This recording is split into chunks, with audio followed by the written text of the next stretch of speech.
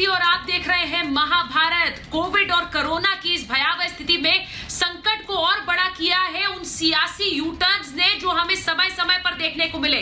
एक समय जो कहते थे लॉकडाउन नहीं, वो अब कह रहे हैं लॉकडाउन ही है सही। बहुत जल्दी जाग गया। वो जो पहले कहते थे कि वैक्सीन नहीं लगाएंगे, अब कह रहे हैं वैक्सीन की डोज जल्द से जल्द मंगाई जाए, बढ़ाई जाए। ये सियासी यूटर्न्स इस कोरोना की समय में बेहद घातक देश के लिए रहे हैं। प्रधानमंत्री नरेंद्र मोदी ने जब 17 मार्च को कहा कि 70 जिले देश के ऐसे हैं जहां 150 गुना से ज्यादा संक्रमण फैल रहा है, दूसरे लहर का खतरा है, तो इन जगहों पर सावधानी क्यों नहीं बरती गई?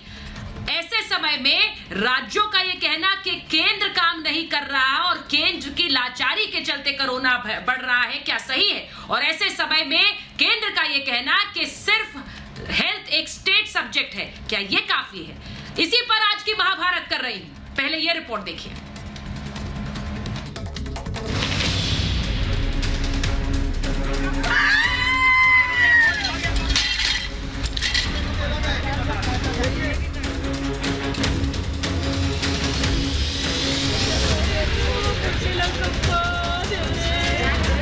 देखिए, मैं तो नहीं लगवाऊंगा अभी वैक्सीन। मैंने अपनी बात कह दी। देश कोरोना के बढ़ते आंकड़ों से करहा रहा है। हर दिन बढ़ते कोरोना के आंकड़े डरा रहे हैं। कोरोना महामारी से हर तरफ हाहाकार है।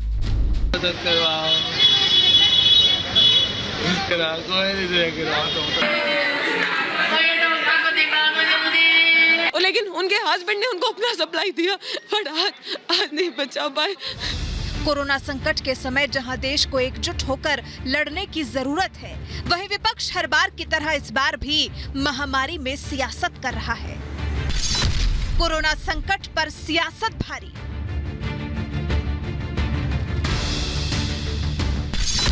सियासत छोड़कर कब साथ आएगा विपक्ष? कोरोना महामारी, सियासत फिर भी जारी।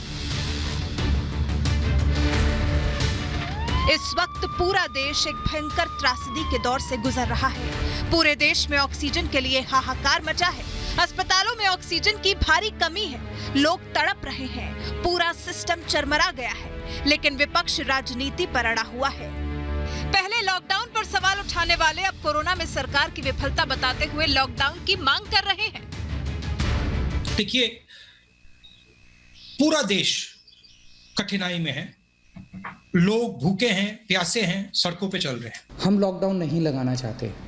कई सारे रिस्ट्रिक्शंस कल लगाए गए हैं, आप ही के लिए लगाए गए हैं, आप ही की सेहत के लिए, आपकी सुरक्षा के लिए लगाए गए हैं। आपसे अपील है कि उनको सबको अच्छे से फॉलो करें। मोदी सरकार इस वैक्सीन के लिए ज्यादा मूल्य क्यों दे रही है, जिसका परीक्षण अभी फेज 1 और फेज 2 में 755 लोगों पर ही हुआ है और इसके तीसरे चरणों के परिणामों का अभी इंतजार है।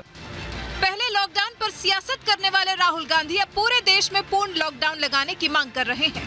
कह रहे हैं कोरोना से निपटने के लिए पूर्ण लॉकडाउन लगाना ही एकमात्र उपाय है। यानी कोरोना महामारी के समय सियासी यूटर्न ने देश का केवल नुकसान किया है। पहले लॉकडाउन को मना करने वाले अब लॉकडाउन की मांग कर रहे हैं। पहले वैक्सीन पर सियासत करने वाले अब वैक्सीन की डोज बढ़ाने की मांग कर रहे हैं। देखिए, मैं तो नहीं लगवाऊंगा अभी वैक्सीन। मैंने अपनी बात कह दी। और वो भी बीजेपी लगाएगी, उसका भरोसा करूंगा मैं? अरे जाओ भाई। अरे अपनी सरकार आएगी, सबको फ्री वैक्सीन लगेगी। हालांकि खुद पीएम मोदी बोल चुके हैं जिस राज्य में कोरोना का खतरा बढ़ रहा है, वो राज्य लॉकडाउन को आखिरी विकल्प के तौर पर अपना सकते हैं। आज की स्थिति में हमें देश को लॉकडाउन से बचाना है। मैं राज्यों से भी अनुरोध करूंगा कि वो लॉकडाउन को अंतिम विकल्प के रूप में ही इस्तेमाल करें। लॉकडाउन से बचने की भरपूर कोशिश करनी है। बढ़ते कोरोना के संकट को देखते हुए कई राज्यों ने लॉकडाउन लगा भी दिया है। दिल्ली में 10 मई तक लॉकडाउन, यूपी में 6 मई तक लॉकडाउन, बिहार में 15 मई तक लॉकडाउन लगाया गया, हरियाणा में भी 10 मई तक लॉकडाउन, गोवा में 10 मई तक लॉकडाउन, ओडिशा में 19 मई तक लॉकडाउन लगाया गया। महाराष्ट्र में अगली 15 तारीख तक लॉकडाउन लगाया गया है। मतलब साफ है, मौजूदा कोरोना संकट में राज्य और केंद्र की जिम्मेदारी साथ चलने की है, महामारी को राजनीति का मुद्दा बनाने की नहीं। आज महाभारत इसी पर कि लॉकडाउन पर सियासत क्यों हो रही है। Bureau report, Republic Bharat. और आज महाभारत में मैं जो सवाल पूछ रही हूं वो ये कि पहले लॉकडाउन नहीं, अब लॉकडाउन ही सही, क्योंकि जो लोग पहले लॉकडाउन के खिलाफ बोलते थे अब कह रहे हैं कि केंद्र के पास कोई चारा नहीं, लॉकडाउन लगाए। सवाल पूछ रही हूं कि वैक्सीन पर पहले ना अब हाँ वाले कितने जिम्मेदारी लेंगे। सवाल आज महाभारत में मैं पूछ रही हूं कि कोरोना पर कितने सियासी यू टर्न्स होंगे। इन सियासी यू टर्न्स का खामियाजा भुगतना पड़ रहा है इस देश को। आपने वैक्सीन के खिलाफ भ्रमित किया, आपने कहा लॉकडाउन न लगाए, लेकिन लॉकडाउन ने जाने बचाई। सवाल पूछ रही हूं, कोरोना पर लॉकडाउन की सियासत क्यों। आज मेरे साथ जो मेहमान जुड़ रहे हैं महाभारत में, उनका परिचय आपसे कराऊंगी। बीजेपी की राष्ट्रीय प्रवक्ता संजू वर्मा हमारे साथ जुड़ रही हैं। हमारे साथ एलजेपी के राष्ट्रीय प्रवक्ता AK वाजपेयी जी जुड़ रहे हैं। हमारे साथ जुड़ रही है सोशल एक्टिविस्ट प्रीति पांडे। मेरे साथ जुड़ रहे हैं TMC के प्रवक्ता रिजू दत्ता जी। हमारे साथ जुड़ रही है राजनीतिक विश्लेषक सुजाता पॉल और साथ ही राजनीतिक विश्लेषक रत्नेश मिश्रा जी। बहुत बहुत स्वागत है आप सभी का। लेकिन मैं शुरुआत कर रही हूं उस वक्त की बड़ी खबर के साथ। जो बड़ी खबर आ रही है, दिल्ली हाई कोर्ट ने ऑक्सीजन संकट पर गंभीर टिप्पणी की है। दिल्ली हाई कोर्ट ने केंद्र को फटकार लगाई है। अवमानना की कार्रवाई क्यों? आपको याद होगा दिल्ली हाई कोर्ट ने कहा था केंद्र सरकार ऑक्सीजन सप्लाई करे दिल्ली सरकार को। दिल्ली हाई कोर्ट ने केंद्र से जवाब मांगा है। हाई कोर्ट ने नोटिस जारी करके ये जवाब मांगा है। दिल्ली हाई कोर्ट ने कहा है कि 700 मीट्रिक टन ऑक्सीजन दिल्ली को मिले, दिल्ली को भेजा जाए। कल केंद्र के 2 अधिकारी कोर्ट में पेश होंगे। ये बड़ी खबर आपको बता रही हूं। कल केंद्र के 2 अधिकारी कोर्ट में पेश होंगे। ये बहुत बड़ी खबर आपको इस वक्त की बता रही हूं। इस पूरे मामले पर दिल्ली हाई कोर्ट ने केंद्र को फटकार लगाई है। अवमानना की कार्रवाई क्यों ना हो, हाई कोर्ट पूछ रहा है। मैं आपको एक बार फिर बता दूं, दिल्ली में किल्लत है, ऑक्सीजन की भयंकर किल्लत है और इस शॉर्टेज के चलते बहुत से अस्पताल हैं जिनके पास ऑक्सीजन नहीं पहुंचा है और ऐसे में कई अस्पताल कोर्ट पहुंचे। अब दिल्ली हाई कोर्ट ने सीधे केंद्र से कहा था कि 700 मीट्रिक टन की आपूर्ति दिल्ली को कराई जाए। अभी तक वो नहीं हुई है, जिसे लेकर केंद्र सरकार को फटकार लगाई गई है। ये बड़ी खबर मैं आपको बता रही हूं और इसी खबर पर सबसे पहले मैं संजू जी आपके पास आ रही हूं, क्योंकि दिल्ली सरकार को 700 मीट्रिक टन की आपूर्ति करनी है। अब दिल्ली हाई कोर्ट ने फटकार केंद्र सरकार को लगाई है। मैम, दिक्कत कहां है? लोगों की जानें बचानी है, दिक्कत कहां हो रही है? ये ऑक्सीजन आपूर्ति क्यों नहीं हुई है अभी तक? सुचेरिता जी, पहले तो मैं कुछ तथ्य आपके दर्शकों के सामने रखना चाहती हूँ। पहली बात तो ये, आपने जो कहा कि दिल्ली सरकार ने फटकार लगाई है, मैं बड़ी विनम्रता से कहना चाहती हूँ कि जो वहां पर दिल्ली की केजरीवाल जी की सरकार है, उन्होंने तो पूरी तरह से कह दिया भाई हमसे नहीं संभलेगा। इसलिए जिम्मेदारी और जवाबदेही अब मोदी सरकार पर आई है और हम अपनी जवाबदेही से हट नहीं रहे, चाहे health is a state subject, जो आपने भी अपनी इंट्रोडक्शन में कहा, क्योंकि जिम्मेदारियों से पीछे ना हटना ये मोदी सरकार की फितरत में है और जिम्मेदारियों से कैसे हटना ये विपक्ष की फितरत में है। पहली बात तो ये कि कल रात तक 453 मीट्रिक टन ऑक्सीजन सप्लाई किया गया था दिल्ली हाईकोर्ट में, जो सरकार की तरफ से। मैम, मैं बार-बार आपसे कहती हूँ आप अपने तथ्य रखिए, लेकिन ये सवाल उठाने की समय थोड़ी है। डॉक्टर हर्षवर्धन, ये जान बचाने का समय है। अगले 3 दिनों में 480 से लेकर 520 मीट्रिक टन दिल्ली को उपलब्ध करवाया जाएगा और आज सुबह ही 307 मीट्रिक टन उपलब्ध करवाने की बात भी हुई है। तो हम पूरी कोशिश में डटे हुए हैं। ऑक्सीजन सिलेंडर के द्वारा दिल्ली लाने में दिक्कत हो रही है, कि जो ऑक्सीजन लाई जा रही है ओडिशा से, बंगाल से, हरियाणा से, गुजरात से, उन पर एक दिन नहीं, 24 घंटे नहीं, एक घंटा भारी पड़ रहा है। जो जाने जा रही है उन पर एक घंटा, एक मिनट भारी पड़ रहा है।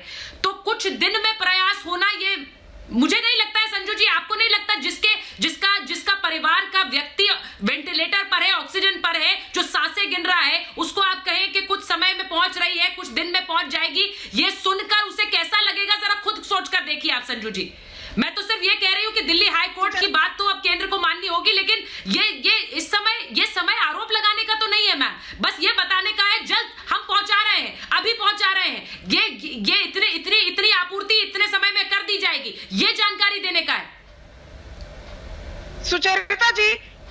चीज आपको बड़े साफ शब्दों में बड़ी विनम्रता से कहना चाहती हूँ, कभी मोदी सरकार ने ये नहीं कहा कि हमसे जो बन पाएगा हम वो नहीं करेंगे।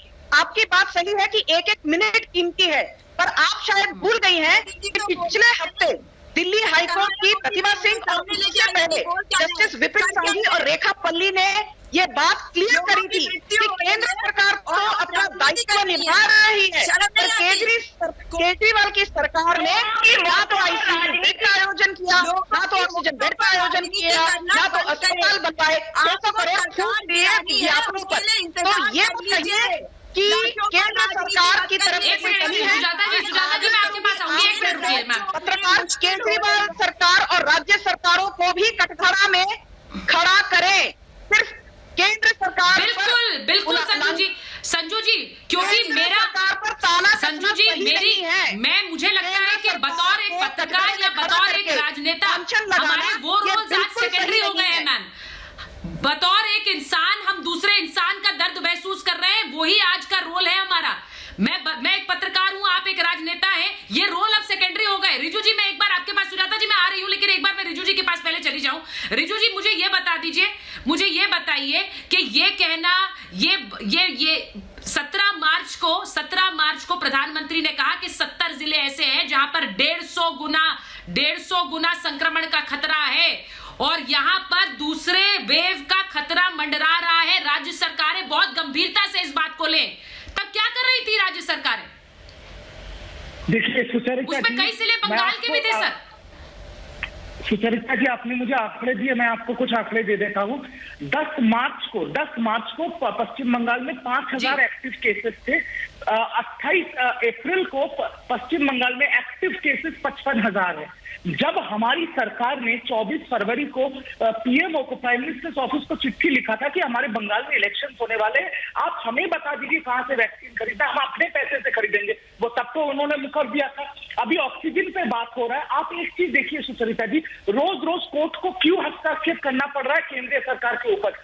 इनको बोला गया 700 मेट्रिक टन भेजो, ये लोग 300-350 मेट्रिक टन भेजते और पीयूष गोयल ऐसा रेलवे का वीडियो बनाते हैं जैसे मिशन इम्पॉसिबल मूवी चल रहा है। अरे लोगों की जान बताइए। सुचरिता जी मैं कुछ कहना चाहती हूँ, और आप एक्सपोज हो गए हो।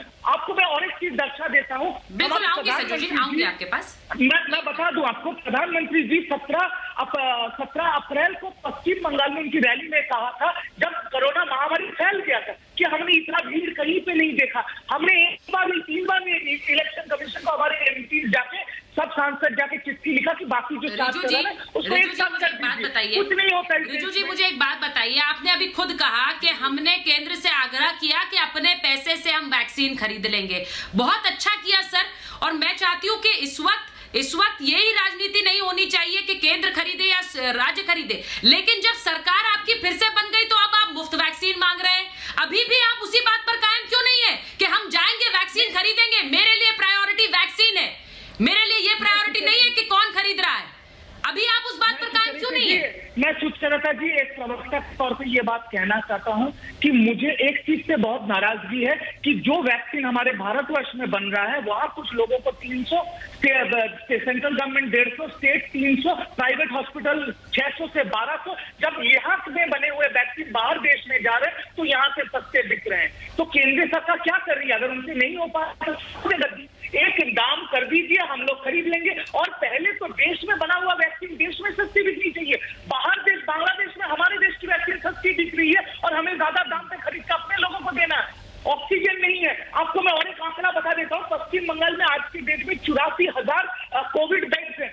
हमें रेमडेसिविर भेजा गया 30,000 और गुजरात में बेड्स हैं 22,000, वहां रेमडेसिविर इंजेक्शन भेजा गया 1,65,000। क्यों बंगाल के साथ इतनी नाइंसाफी? क्योंकि आप यहाँ पर आपका सुपड़ा साफ हो गया। ये राजनीति केंद्र सरकार बंद करे। हम सर बंगाल के साथ नाइंसाफी की बात कर रहे हैं आप? एक मिनट रिजू जी बिल्कुल सही है। मुझे लगता है कि जो लड़ाई आप बंगाल के लिए आज लड़ रहे हैं ये उस समय लड़ना चाहिए था जब आप लोग सब ठंडे पड़ गए थे सतर्कता को लेकर। मैं सिर्फ ये कह रही हूं, अपने अपने राज्यों की लड़ाई अगर हर राज्य ने लड़ी होती तो आज क्या ये स्थिति आती? वाजपेयी जी, सुजाता जी को मैं एक बार लूंगी स्क्रीन पर। वाजपेयी जी मुझे ये बताइए, आपूर्ति की बात अब की जा रही है, लेकिन बार बार ये कह देने से खत्म हो जाएगा कि स्टेट सब्जेक्ट है हेल्थ। केंद्र को तो केंद्र नहीं देगा तो कैसे पहुंचेगा, कैसे राज्यों के पास सप्लाई आएंगे? सप्लाई नहीं, ये गलत। देखिए, हमारे पास ऑक्सीजन की पूरी क्षमता है, पूरा इंतजाम हम लोगों ने किया है। पिछले साल 2020 अगस्त में हमारे पास थी 5,700 मीट्रिक टन, अब हमारे पास है 1,500 मीट्रिक टन। अब इनको ट्रांसपोर्ट करके कोऑर्डिनेट करना होता है। मुर्शिदाबाद के किस अस्पताल में गैस नहीं है, ऑक्सीजन नहीं है, उसका इंतजाम कौन करेगा, उसका कोऑर्डिनेट कौन करेगा? नहीं, एक सेकंड सुनिए, नहीं, ये लॉजिस्टिकल प्रॉब्लम है, ये लॉजिस्टिकल प्रॉब्लम है सुजाता जी। तो कौन पहुंचाएगा उसको? नहीं, सुजाता जी सुनिए, कौन करेगा? कौन अपने लोगों को जान से बचाएगा, या आप पैसे के लिए लड़ोगे कि ऑक्सीजन इतने में मिलेगी या इतने में नहीं? सुजाता जी मुझे एक बात बताइए, अगर सब कुछ, सुजाता जी अगर सब कुछ प्रधानमंत्री को ही करना है तो फिर मुख्यमंत्रियों का क्या रोल है? अगर सब कुछ प्रधानमंत्री को ही करना है तो फिर मुख्यमंत्रियों का तो कोई रोल नहीं है। जब कहा जा रहा है कि हर राज्य सतर्कता बरते तो क्यों नहीं बरती गई? मुझे ये बताइए, जब मैं 17 मार्च का प्रधानमंत्री का वो वक्तव्य क्यों गिना रही हूँ? अगर दूसरी लहर का जिक्र प्रधानमंत्री ने 17 मार्च को किया तो राज्यों ने क्या किया? सुचेता जी देखिए, ये तो पता ही नहीं चलता ना कि ये प्रधानमंत्री जो है जुमलेबाजी कर रहे हैं या सच्चाई कर रहे हैं, क्योंकि 28 जनवरी को तो कह रहे थे कि सब कुछ ठीक हो गया, हम जीत गए इस जंग को। और ये जो अभी बात कर रहे थे 551 प्लांट्स क्यों बना रहे, प्रधानमंत्री झूठ बोल रहे हैं। आज कंगना रनावत का ट्विटर अकाउंट सस्पेंड हो गया, वो झूठ बोल रही थी कि प्रधानमंत्री अपना 2002 के अवतार में आ जाएंगी तो बंगाल के लोगों को बताएंगे। आप मुझे बताइए कि प्रधानमंत्री की तरफदारी करने की, सुनिए वाजपेयी जी, प्रधानमंत्री की तरफदारी, तारीफ और गुणगान करना बंद करिए। प्रधानमंत्री जी को इस्तीफा दे देना चाहिए और भारतीय जनता पार्टी दुनिया की सबसे बड़ी पार्टी है, किसी ऐसे व्यक्ति को लाइए जो सामंजस्य बैठा सके राज्य सरकारों में, केंद्र सरकार में। हमें उनकी मदद करने की आवश्यकता होती है जो सबसे बुरी स्थिति में है। अगर दिल्ली की सरकार आपके हिसाब से फेल हुई है तो ये हम सबकी जिम्मेदारी है कि पावर दी हुई है, वैक्सीन लगानी है, वैक्सीन लगाइए। 75 लाख वैक्सीन अभी भी राज्यों के पास है। एक मिनट सुजाता जी, दिल्ली सरकार का सवाल मैं रत्नेश जी से लूंगी, प्रीति पांडे भी वेट कर रही है और संजू जी के पास में जा रही हूँ फिर से। एक मिनट रुकिए सुजाता जी मुझे अब एक सवाल का जवाब दीजिए। इस देश को सबसे ज्यादा नुकसान उन सियासी यू टर्न से हो रहा है जो राजनीतिक दलों ने लिए हैं। आपके नेता जो कहते थे लॉकडाउन क्यों लगा दिया, लॉकडाउन क्यों, आज वो कह रहे हैं कि लॉकडाउन ही सहारा है, लॉकडाउन लगाइए। आप जो नेता कहते थे वैक्सीन नहीं चाहिए, हम बीजेपी की वैक्सीन नहीं लगाएंगे, आज वो कह रहे डोजेस कहां है, वैक्सीन मंगाइए। भाई ये यू टर्न ने तो सबसे ज्यादा नुकसान किया है, भ्रमित किया है लोगों को। सुनिए, उनका क्या सुजाता जी?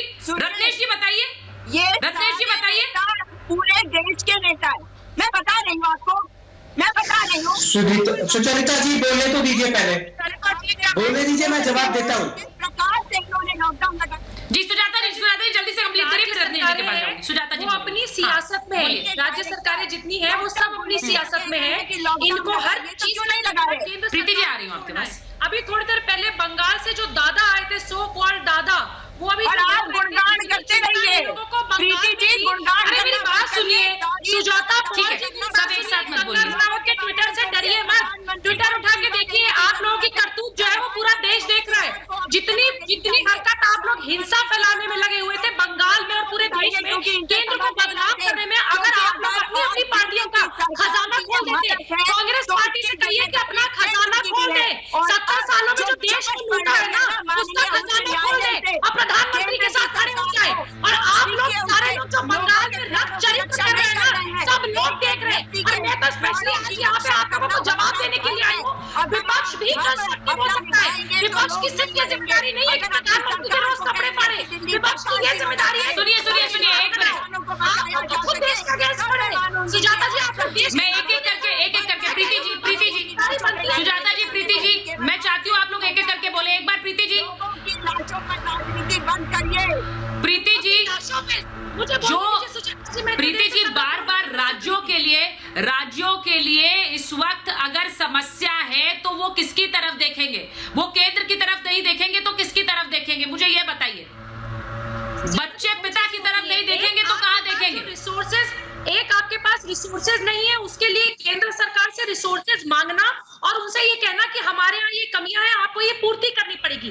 एक रोज ट्विटरबाजी करना बड़े बड़े नेताओं का कि प्रधानमंत्री कहीं है, प्रधानमंत्री को तो रिजाइन कर देना चाहिए। विपक्ष की जिम्मेदारी सिर्फ इतनी है कि सुजाता जी आप एक मेरी बात सुनिए, बीच में मत बोला करिए।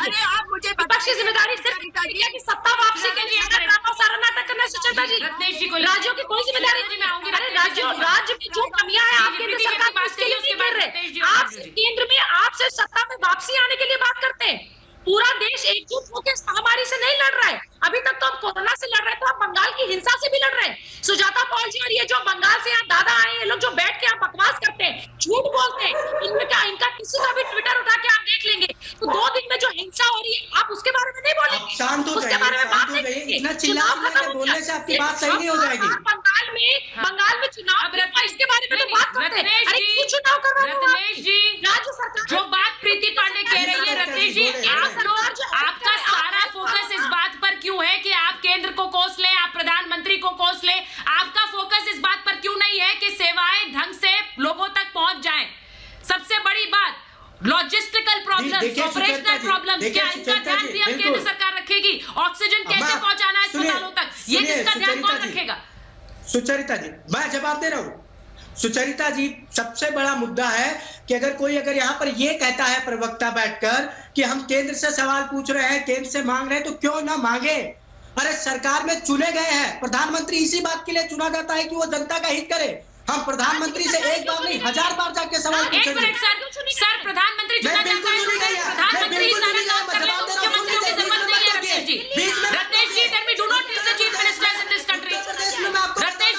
रत्नेश जी मेरी बात सुनिए, अगर प्रधानमंत्री को ही सारा काम करना है then what is the meaning of a federal country? Ratnesh ji एक सेकंड रत्नेश जी मुझे एक बात बताइए, what is the meaning of a federal country? अगर प्रधानमंत्री को ही सारी आपूर्ति करानी है, सारा ध्यान रखना है, तो फिर आप बोल दीजिए कि हम नहीं संभाल सकते, फिर वो केंद्र ही संभाल ले सब कुछ। ये बार बार ये अगर कहा जाता है, अगर मैं संजू जी को ये कह रही हूँ कि ये मत कहिए कि state health is a state subject, कह देने से खत्म नहीं होती बात, तो इसका मतलब ये नहीं है कि आप लोग उसका फायदा उठाएं। ये नहीं होगा कि आप उसका फायदा उठाएंगे फिर ये कह के कि हाँ भाई केंद्र तो कुछ सुन ही नहीं रहा है ऐसे मुश्किल समय पर। ऐसा नहीं होता है रत्नेश जी। सुनिए, आपने बहुत से, क्या मैं कुछ कह सकती हूँ सुचरिता जी? जी आ रही हूँ संजू जी, आ रही हूँ, इसके बाद आपके पास आ रही हूँ। उसी तरह बता देता हूँ सुचरिता जी कि भारतीय जनता पार्टी के लोगों को यह भी पता होना चाहिए कि इमरजेंसी कंडीशंस में हमारे कॉन्स्टिट्यूशन में, उसी फेडरल सिस्टम में यूनियन को स्टेट से ज्यादा पावरफुल बनाया गया है। वो क्यों बनाया गया है? क्योंकि राज्य सरकारों के रिसोर्स मैं सर इसीलिए संजू जी से ये सवाल पूछ रही हूँ। लेकिन एक मिनट सर, आप आई थिंक ये बात समझ नहीं रहे, आप इस बात को समझ नहीं रहे हैं कि ये जिम्मेदारी बतौर एक राज्य सरकार आपकी थी ये जिम्मेदारी कि राज्य में दूसरा, देश में दूसरा वेव आ सकता है। हमने दूसरी दूसरे देशों से कुछ नहीं सीखा। वहां पर सेकंड वेव, थर्ड वेव आ रहा, आपको पता था कि सेकंड वेव आ सकता है, आपने क्या तैयारियां की? जो 15 अप्रैल को कहते ऑक्सीजन पूरा है, वो 4 दिन बाद लॉकडाउन लगा देते हैं, तो मैं कहूँ तैयारी पूरी थी? नहीं थी सर, नहीं थी। 4 दिन में आप यूटर्न लेते हैं तो कैसे कहूँ कि तैयारी पूरी थी? संजू जी एक मिनट मैं आ रही हूँ आपके पास। संजू जी स्टेट सब्जेक्ट जरूर है हेल्थ, लेकिन ये स्थिति इस वक्त ऐसी नहीं है कि हम करें स्टेट सेंटर, इसीलिए मिलकर तो काम करना होगा। संजू जी एक मिनट, संजू जी बोल रही है। अभी गुजरात सुचरिता जी, अभी मैंने बड़े धैर्य से सुना, मैं तभी बोलूंगी यदि ये जो मेरे साथ है वो चुप हो जाए। Thank you. सुचरिता जी, पहली बात, आपने बड़े अच्छे तरीके से और संयम से सबको समझाया। प्रधानमंत्री यदि सब कुछ करेंगे तो मुख्यमंत्री क्या करेंगे? ऑक्सीजन सिलेंडर दिलवाना मोदी जी का काम, वेंटिलेटर दिलवाना मोदी जी का काम, आईसीयू बेड दिलवाना मोदी जी का काम, वैक्सीनेशन ड्राइव को उसके अंजाम तक पहुंचाना मोदी जी का काम। तो जो राज्य की सरकारें हैं वो क्या हाथ पे हाथ धरे बैठी रहेंगी? यहाँ कांग्रेस की जो है एक जूनियर सपोर्टर, वो आके भाषण दे रही हैं, उनको याद दिला दो, भूपेश बघेल ने कहा था मैं तो कोवैक्सीन नहीं लगाऊंगा, मैं तो छत्तीसगढ़ की जनता को भी कोवैक्सीन नहीं लगाने दूंगा। अखिलेश यादव ने कहा था अरे ये तो बीजेपी की वैक्सीन है। आज वही विपक्ष बोल रहा है अरे वैक्सीन की क्यों है? हमारे लोगों ने 3 हफ्ते पहले तक वैक्सीन पर शर्म आनी चाहिए। सुजाता जी, एक मिनट में आऊंगी आपके पास, मुझे बात कंप्लीट करने दीजिए पहले। सुजाता जी, आपको 551 ऑक्सीजन प्लांट स्थापित करने की बात हो, चाहे मुफ्त इलाज करने की बात हो, चाहे दिल्ली को 700 मीट्रिक टन ऑक्सीजन उपलब्ध करवाने की बात हो, आज काम कौन कर रहा है? दिन रात मेहनत सिर्फ मोदी सरकार कर रही है। विपक्ष क्या कर रही है? केजरीवाल सरकार 600 करोड़ विज्ञापन पर खर्च कर रही है। कांग्रेस क्या कर रही है? सिर्फ ट्विटर पर बैठकर मोदी जी को गालियां निकाल रही है। तृणमूल कांग्रेस क्या कर रही है? गुंडागर्दी कर रही है। भाजपा के अब मुझे एक बात बताइए,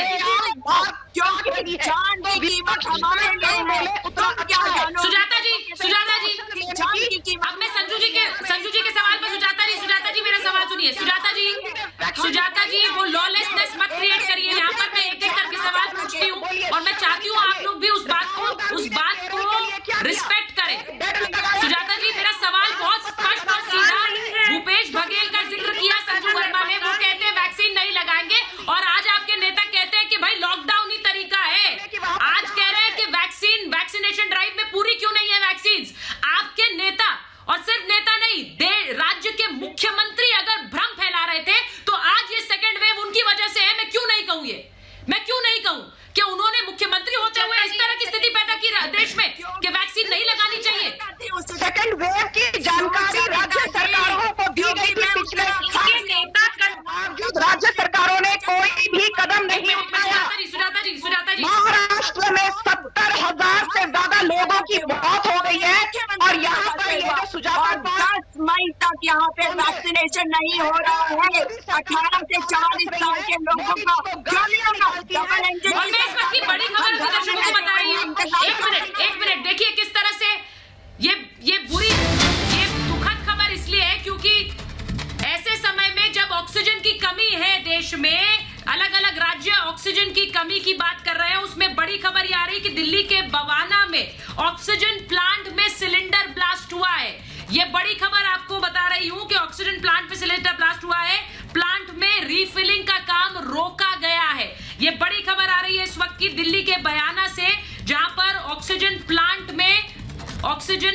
में धमाके की खबर है। वहां पर रीफिलिंग का काम हो रहा था और आप जानते हैं कि दिल्ली को, जैसा कि मुख्यमंत्री केजरीवाल कह चुके हैं कि 700 मीट्रिक टन की आपूर्ति रोज की जरूरत है, और वहां पर किस तरह से रीफिलिंग के दौरान ये धमाका हुआ है। अभी फिलहाल ये रीफिलिंग का काम रोका गया है। बवाना के गैस प्लांट में धमाका हुआ है। ये बड़ी खबर दिल्ली से आ रही है इस वक्त। मैं सिर्फ ये कहना चाहती हूं कि एक ऐसे समय में जब ऑक्सीजन की कमी है, ये खबर सुनकर यही लगता है कि लोगों के लिए मुश्किलें कैसे बढ़ रही हैं। उन मुश्किलों को हम और बढ़ाने का काम क्यों करेंगे? सुजाता जी, मुझे बताइए, वो नेता जो कहता रहे कि वैक्सीन नहीं लगवाएंगे, वो भ्रमित करने का काम कर रहे थे कि नहीं कर रहे थे? और मैं ऐसे लोगों को जिम्मेदार क्यों ना मानूं इस सेकंड वेव के लिए, जिन्होंने जानते बूझते ये सिचुएशन आज देश के सामने लाकर खड़ी कर दी है। बहुत से लोग ऐसे हैं जो अब वैक्सीन पर भरोसा नहीं कर रहे हैं, सोच रहे हैं हम लगाए कि ना लगाए। क्यों? क्योंकि ऐसे नेताओं ने आकर बयान दिए। देखिए, हम सुनिए, जहां तक कांग्रेस पार्टी का सवाल है, किसी ने ये नहीं कहा, ये सवाल उठाए गए कि भाई बिना ट्रायल के लोगों को गिनी पिग मत बना देना, लेकिन हमने कभी नहीं कहा, क्योंकि हमारे वैज्ञानिक जो बना रहे हैं वो हमारे लिए बेहतर ही होगा। लेकिन आप मुझे बताइए, आप कोविड स्प्रेडर की बात कर रहे हैं, मैं कह तो रही हूँ, मैं उत्तराखंड से आती हूँ, 1800% केसेस बढ़ गए कुंभ के बाद। कुंभ में 91 लाख लोग आए थे और अप्रैल के महीने में अगर बता दूं तो 60 लाख लोग, और एमपी में जो लोग कुंभ से गए 61 में से 60 लोग पॉजिटिव पाए गए, ओडिशा में 24, अहमदाबाद में 34 और सूरत में 13। अब आप मुझे बताइए कोविड स्प्रेडर कौन है? उत्तराखंड में तो भारतीय जनता पार्टी की प्रचंड बहुमत की सरकार है। मगर आप मेरे को एक चीज बता दीजिए कि यहाँ पे बिलो 45 का वैक्सीनेशन क्यों नहीं हो रहा? क्यों मुझे इंतजार करना पड़ रहा है वैक्सीनेशन करवाना? तो सुजाता जी, मैंने ये कब कहा कि सिर्फ कांग्रेस शासित राज्य या फिर बंगाल में ही कोरोना के मामले बढ़े हैं? मैंने ये कहा है कि लापरवाही सिर्फ कांग्रेस शासित राज्यों ने बरती है? मैं ये नहीं कह रही हूँ, मैं ये भी कह रही हूँ कि बहुत से बीजेपी शासित राज्य भी होंगे जहां पर लापरवाही बरती गई। तो इसका मतलब क्या है? मैं राज्यों की जिम्मेदारी की बात कर रही हूँ Sujata ji. I am not being biased here. मैं ये पूछ रही हूँ कि हर राज्य को अपनी जिम्मेदारी समझनी होगी। सुनिए, वो चाहे कांग्रेस शासित हो, शासित हो, बीजेपी शासित हो, वो क्यों ना समझे? एके वाजपेयी जी, अरे मैं एके वाजपेयी जी, मुझे ये बताइए कि ये जो नहीं एक मिनट, ये जो लोग हैं जिन्होंने हमेशा से भ्रम फैलाया है, और मैं इसलिए कह रही हूँ क्योंकि आज राहुल गांधी ने ट्वीट किया और उन्होंने कह दिया कि भाई केंद्र ने इतनी लापरवाही बरती है कि वायरस को बढ़ाने का काम किया, इसलिए अब लॉकडाउन लगा दो। उनके अपने मुख्यमंत्री क्या कर रहे हैं? लगाए ना, किसने मना किया हुआ है? सारे मुख्यमंत्रियों को पावर है। अच्छा, ये कांग्रेस के राहुल क्या कर रहे हैं? राहुल गांधी तो ट्वीट करे जा रहे हैं। आज उन्होंने ट्वीट कर दिया कि लॉकडाउन लगा दीजिए। पहले कह रहे थे कि लॉकडाउन क्यों लगा दिया? ये तो तुगलकी फरमान है। कभी ये वैक्सीन को कहते हैं वैक्सीन बेकार है, ये बगैर रिसर्च के लगा दी। आप कह रहे हैं हमको वैक्सीन दीजिए। तो तुम क्या चाह रही है? ये भ्रमित कर रहे हो, नहीं कर रहे हो? और राज्य सरकारें अगर अपनी जिम्मेवारी नहीं निपटाएंगी तो जनता को कैसे बचाओगे? राज्य सरकारों को अपनी जिम्मेवारी से भागना नहीं देंगे। राज्य सरकारों की जिम्मेवारी है कि गैस ऑक्सीजन के लिए मैं पूरी कोशिश करती हूँ मैं रिजू दत्ता जी के पास जाऊँ, वहाँ पे वैक्सीन का स्टेट वाइज हमारे पास डाटा है जी। देखिए वैक्सीन अवेलेबल है, 75 राज्यों के पास अभी भी अवेलेबल है। मैं रिजू दत्ता जी के पास जाऊँ उससे पहले मैं आपको बता दूं कि हर रोज कोशिश ये है कि अलग अलग राज्यों के स्वास्थ्य मंत्री हमारे साथ जुड़े। कल उत्तर प्रदेश के स्वास्थ्य मंत्री हमारे साथ थे, इस वक्त विश्वास सारंग जो कि मेडिकल एजुकेशन मिनिस्टर है मध्य प्रदेश के, हमारे साथ जुड़ रहे हैं। और मैं सुजाता जी सुनिए, क्योंकि आप पूछ रही थी, मैं बीजेपी शासित राज्यों से भी सवाल पूछ रही हूं क्योंकि जिम्मेदारी सबकी है। विश्वास सारंग जी, बहुत बहुत स्वागत आपका महाभारत में। मेरा पहला सवाल तो सर आपसे राहुल गांधी के उस बयान को लेकर है, वो जो सियासी यू टर्न्स हो रहे हैं जिन्होंने बहुत ज्यादा समस्या पैदा कर दी है। पहले वैक्सीन नहीं, अब वैक्सीन क्यों नहीं, पहले लॉकडाउन नहीं, अब लॉकडाउन क्यों? इससे और समस्या पैदा हुई है देश में सर कोरोना की। विश्वास जी।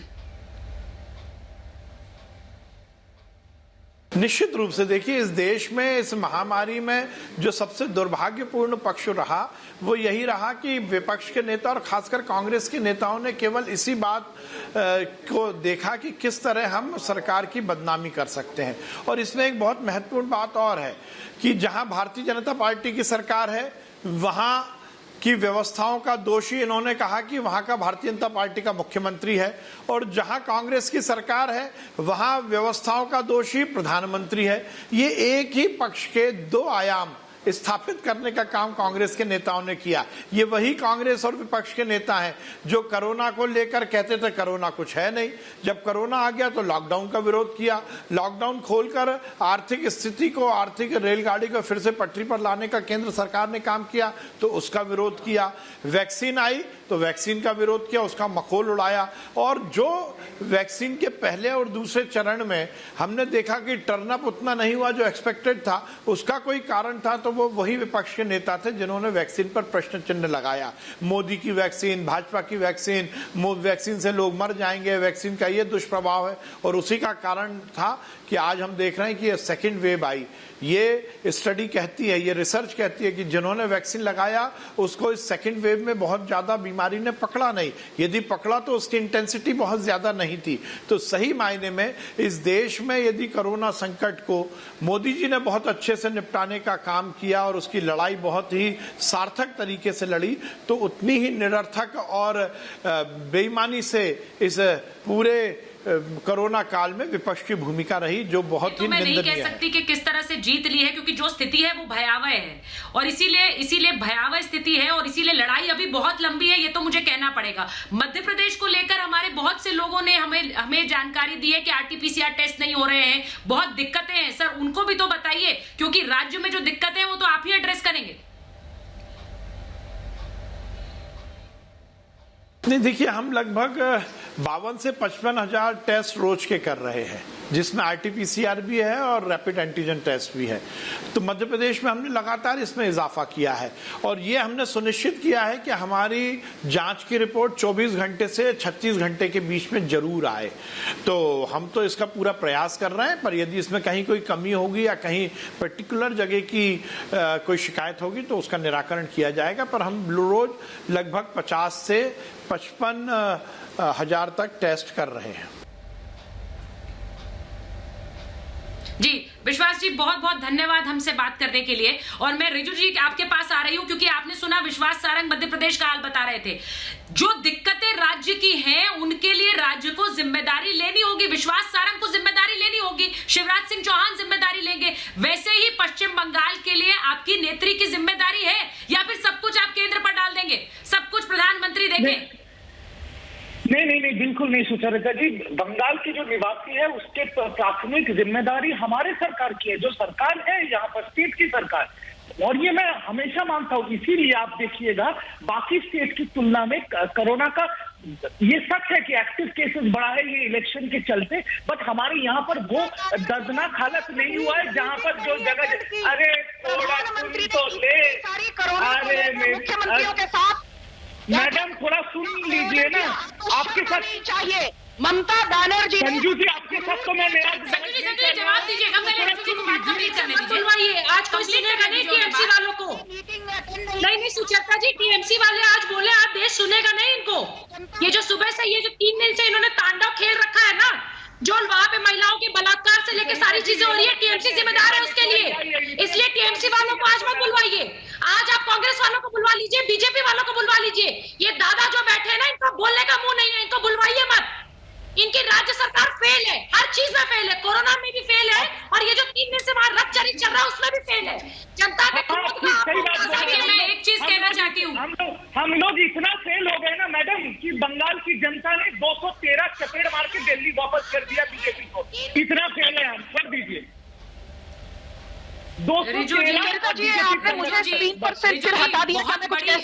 बड़ी जीत आपके लिए है, लेकिन मैं आपको ये बात कह दूं कि जितना फलदायक पेड़ होता है उतना ही वो झुका हुआ होता है। जितना ऊंचा व्यक्ति होता है उतना ही उसके कंधे झुके हुए होते हैं, जितना लंबा व्यक्ति होता है, और इसीलिए उस लंबाई का सम्मान होता है।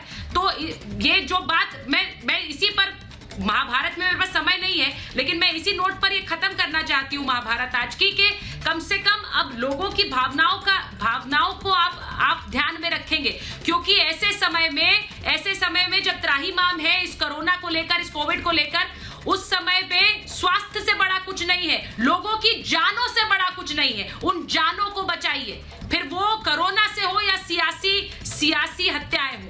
बहुत बहुत धन्यवाद आप सभी का। महाभारत में मेरे पास इतना ही समय था।